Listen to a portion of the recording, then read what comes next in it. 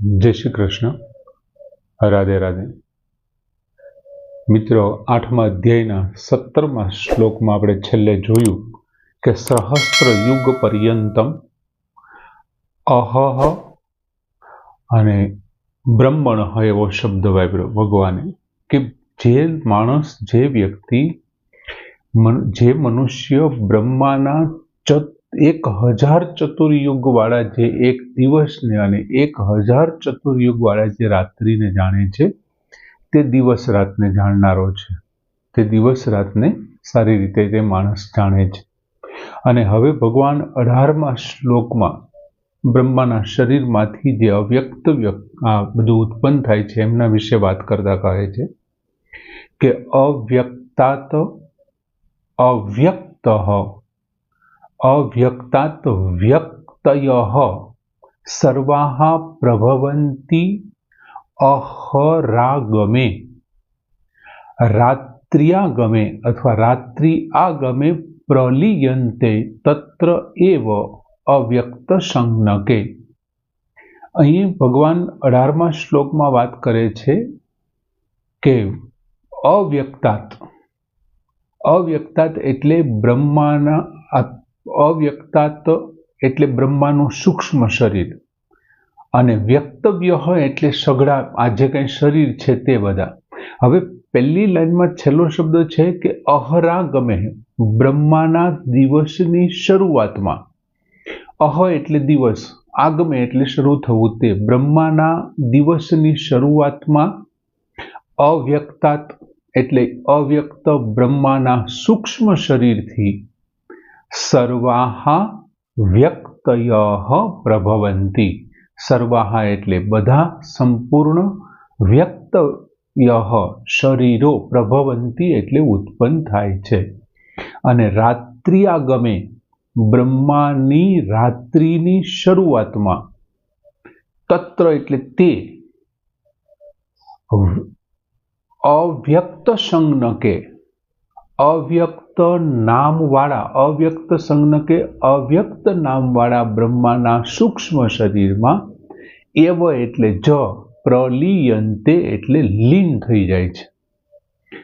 બ્રહ્માના જ્યારે દિવસ શરૂ થાય છે, આપણે 17મા શ્લોકમાં એ બધું જોયું હતું કે બ્રહ્માનો એક દિવસ કેવડો છે તે એ આપણે વાત કરી હતી કે બ્રહ્માના 1000 ચતુર્યુગી વાળો એમનો એક દિવસ છે અને એવડી જ પાછી રાત છે અને બ્રહ્માનું કુલ 100 વર્ષનું આયુષ્ય છે.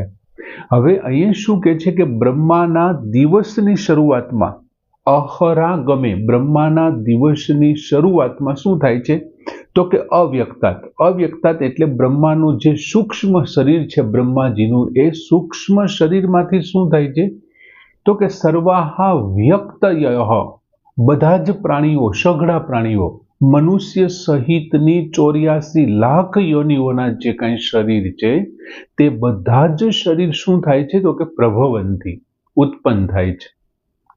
સઘળા પ્રાણીઓના શરીર છે એમને ભગવાને અહીંયા અવ્યક્ત કહ્યા છે. સઘળા પ્રાણીઓના પછી એ મનુષ્ય હોય, પશુ, પક્ષી, જે કોઈ પણ છે બધા શરીરને કેવા કીધા છે તો કે અવ્યક્ત કીધા છે.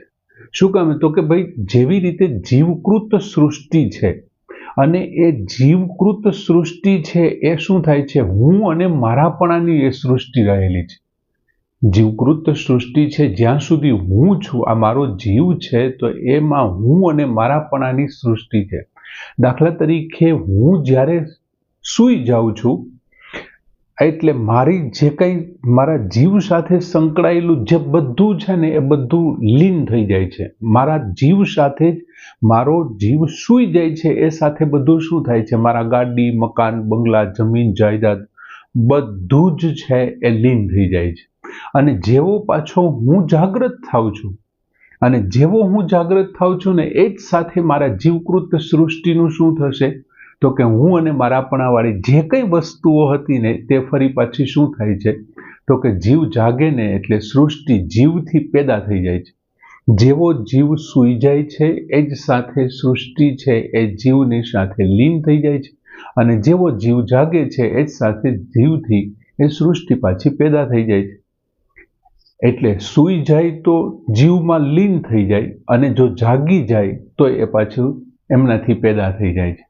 એમ એ જ રીતે ભગવાને શું કીધું કે અહરાગમે, જ્યારે બ્રહ્માના દિવસની શરૂઆત થાય છે, કારણ કે એ બધું બન્યું છે કોનાથી, તો કે અવ્યક્તાત, એટલે બ્રહ્માજીના સૂક્ષ્મ શરીરમાંથી સર્વાહા વ્યક્તય, બધા જ શરીરો બન્યા છે. એટલે જ્યારે બ્રહ્મા જાગે છે, આપણે જેમ જાગીએ છીએ ત્યારે આપણી બધી વસ્તુ કેવી થાય છે? મારા માસા, મારા કાકા, મારા મામા, મારા ભાઈ, મારા માતા પિતા, સંતાનો, મારી પત્ની, બધા જ હું જાગું છું ત્યારે એ પાછા પેદા થાય છે, અને જેવો હું સૂઈ જાઉં છું એ જ સાથે મારી અંદર લીન થાય છે. એ જ પ્રમાણે બ્રહ્માનું થાય છે. અહરાગમે, જ્યારે બ્રહ્માના દિવસની શરૂઆત થાય છે ત્યારે એમના સૂક્ષ્મ શરીરમાંથી શું થાય છે, તો કે સર્વાહા વ્યક્તય પ્રભવંતી, બધા જ જીવો છે એ ઉત્પન્ન થાય છે. અને એ જ રીતે જ્યારે બ્રહ્માની રાત્રિ આવે છે, આ કેવડો દિવસ હોય છે, તો કે 1000 ચતુર્યુગી વાળો દિવસ છે. હવે બ્રહ્માની પાછી રાત્રિ આવે, બ્રહ્મા સૂવે છે, આપણે સૂઈએ છીએ, તો આપણી બધી જ જે કાંઈ જમીન મિલકત આ તે સંબંધો બધા નાશ પામે, આપણામાં લીન થઈ જાય છે. એવી રીતે બ્રહ્માની રાત્રિ આવે, રાત્રિ આગમે, જેવી રાત્રિની શરૂઆત થાય એટલે અવ્યક્ત સંગ ન કહે. અવ્યક્ત નામના જે અવ્યક્ત એટલે કે બ્રહ્માજીના સૂક્ષ્મ શરીર, અવ્યક્ત નામના બ્રહ્માજીના સૂક્ષ્મ શરીરમાં શું થાય? તત્ર એવ પ્રલીયતે, તેમની અંદર જ એ છે લીન થઈ જાય છે. એટલે બ્રહ્માજી જાગે છે તો એ સૂક્ષ્મ શરીરમાંથી, એ પ્રકૃતિમાંથી પેદા થાય છે, અને જેવા એ સૂઈ જાય છે તો એમની અંદર લીન થઈ જાય છે, જે પ્રમાણે આપણું જાગવું અને સૂવું છે. ટૂંકમાં કેવું હોય તો એમ કહી શકીએ કે બ્રહ્મા જાગતા છે તો સર્ગની શરૂઆત છે, અને બ્રહ્મા જ્યારે સૂઈ જાય છે તો એ પ્રલયની શરૂઆત છે, પ્રલય થઈ જાય છે. બ્રહ્માનો દિવસ એટલે સર્ગ છે, અને બ્રહ્માની રાત્રિ એટલે પ્રલય છે.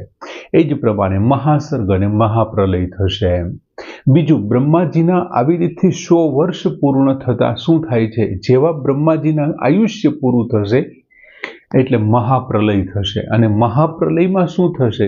તો કે જે કાંઈ સંચિત કર્મો છે પ્રકૃતિમાં ભળી જશે, અને પ્રકૃતિ છે બ્રહ્માજી છે પરમાત્મામાં ભળી જશે, અને પ્રકૃતિ પણ પરમાત્મામાં ભળી જશે. એટલે બધું ભેગું થઈને કોણ બની ગયું છે? પરમાત્માની અંદર ભળી ગયું.